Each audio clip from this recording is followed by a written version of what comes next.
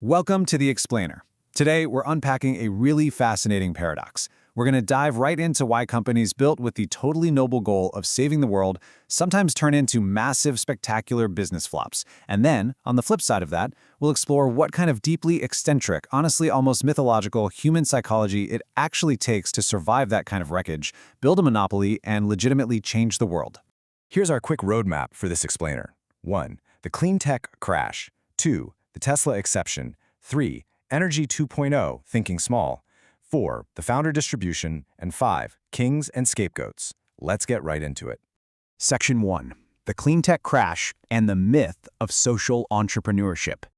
To really understand this myth, you have to look back at the 2000s clean tech bubble. People mistakenly assumed that because there was this overwhelming social need for green energy, it automatically guaranteed a massive business opportunity.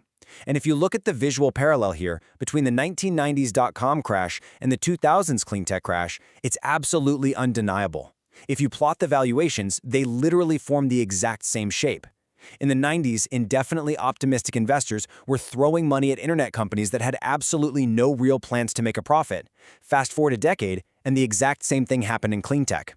When you have a massive macro idea but zero-focused micro-level execution plan, you get a bubble. And then, inevitably, you crash. Now, a major red flag during that clean tech boom was, kind of hilariously, sartorial. Look at the stark contrast here. The whole industry was suddenly flooded with suit and tie wearing executives. These salesman types, like Solindra's Brian Harrison, were incredibly good at courting government money and raising capital, but they were terrible at engineering actual products that people wanted to buy. The fundamental lesson? Real technologists solving complex engineering problems, like Elon Musk, usually show up to work in t-shirts and jeans. Okay, so let's look at a specific failure in distribution. Get this, look at the absurd hoops a customer had to jump through just to buy a car from the Israeli electric vehicle startup Better Place. They raised over $800 million, but to buy one of their refitted Renault sedans first, you had to seek approval from the company based on where you lived. Then, you had to promise to drive predictable routes. Then, on top of that, you had to sign a fueling subscription. They made it incredibly difficult just to be their customer, which is a massive, massive failure in distribution and marketing. The result? They sold a measly 1,000 cars, went completely bankrupt, and their assets were sold off for just $12 million. Yikes. Section 2. The Tesla exception. Surviving the crash. So, how did anyone actually survive this clean tech massacre? Well, Tesla succeeded precisely because they didn't act like a generic green energy company. They treated the industry as a strict engineering and monopoly problem, completely nailing the 7 crucial questions of business. First, their tech perfectly integrated components into the Consumer Reports topping Model S. They monopolized a tiny high-end market first with just 3,000 roadsters. They treated their team like special forces. They owned their entire distribution network of stores so they could control the customer experience. They had the durability of founder control. But maybe the most brilliant part?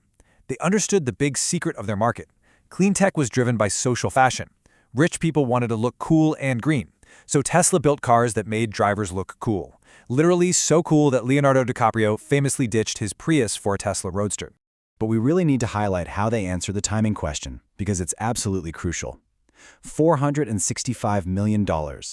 In January 2010, Tesla secured this unthinkable loan from the U.S. Department of Energy. They managed to lock this in during an incredibly narrow, one-time-only window. They played their timing absolutely perfectly, right before Solyndra imploded and the entire subsidy landscape shifted and became heavily politicized. Moving on to Section 3, Energy 2.0, Thinking Small, the micro-strategy. Let's look forward for a second. Failing to objectively anticipate market reality will wipe out any business that lacks a durable niche. The first wave of clean tech companies completely missed 2 massive shifts. First off, they were totally blindsided by aggressive pricing from Chinese solar manufacturers. This bankrupted U.S. companies and led to nearly $1 billion in lawsuits. Second, they just blindly assumed fossil fuels could only get more expensive. They completely ignored the rise of U.S. fracking. I mean, shale gas jumped from 1.7% of the market in 2000 to 34% by 2013, dropping natural gas prices by 70%. So the takeaway here? If you don't objectively anticipate your competition or macro market shifts, a noble mission is simply not going to save your business. So, what is the strategy for the next generation? Well, just like Facebook started by dominating literally one single university campus before conquering the world, Energy 2.0 startups have to establish a monopoly in a tiny, overlooked market first. The challenge is, ironically, to think small. Maybe that means replacing diesel generators on one remote island, or building modular reactors specifically for military outposts. You have to dominate a highly specific microscale problem before you can expand and save the whole world. Section 4. The Founder Distribution. The Quirks of Extreme Success. Okay, let's dive into the fascinating, wildly eccentric human element required to actually execute these monopolies. When we look at successful founders, we consistently see some incredibly unusual traits. Take the early 6-person PayPal team, for instance. 4 of them had built bombs in high school. 5 of them were under 23. 3 had escaped communist countries. 1 was literally stateless. And another, Luke Nosek, had signed up for cryonics, hoping to be frozen and medically resurrected upon death. The only quote-unquote normal American upbringing on the team was an Eagle Scout, and his peers thought he was the crazy one for taking a massive pay cut to join the startup.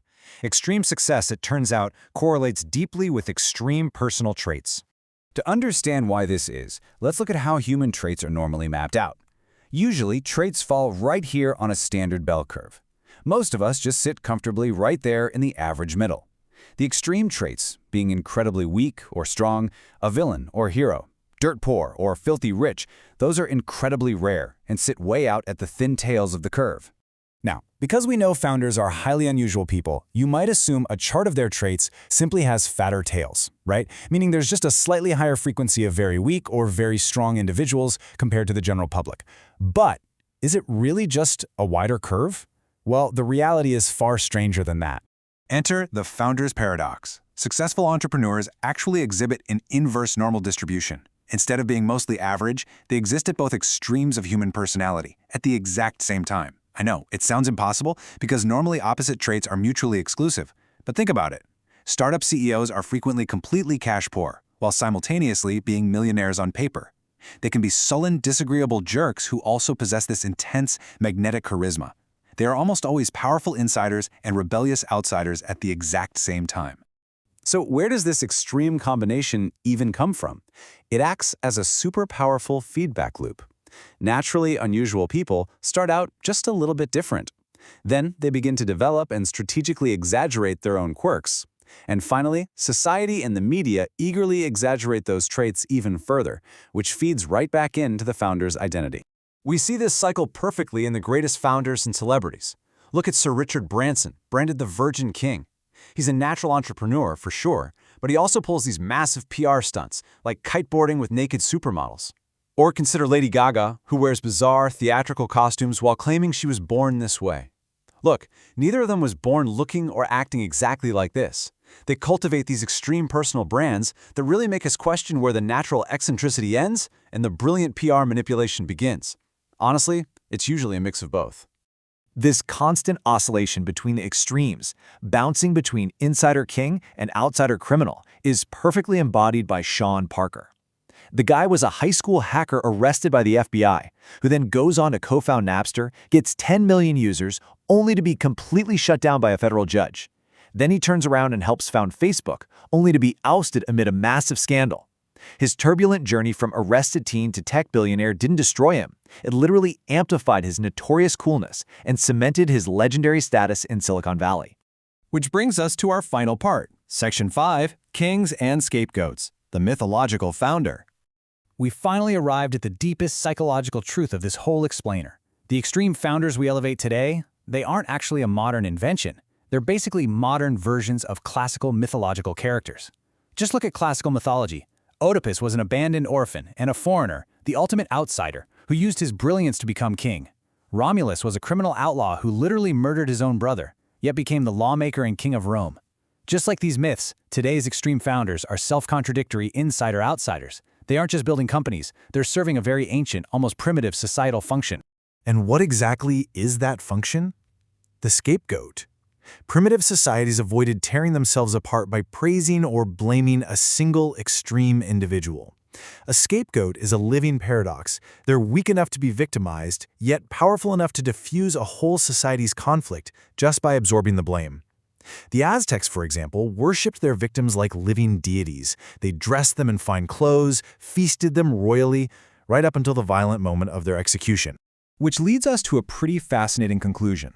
We elevate these eccentric tech monarchs, we track their every single move, we absolutely worship their products, and yet society is incredibly quick to turn on them and demand their total downfall the minute things go wrong.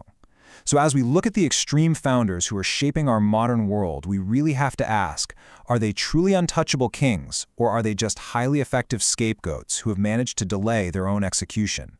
Think about that the next time you see a tech billionaire trending in the headlines. Thanks for joining me on this explainer, and keep questioning the mechanics behind the world around us.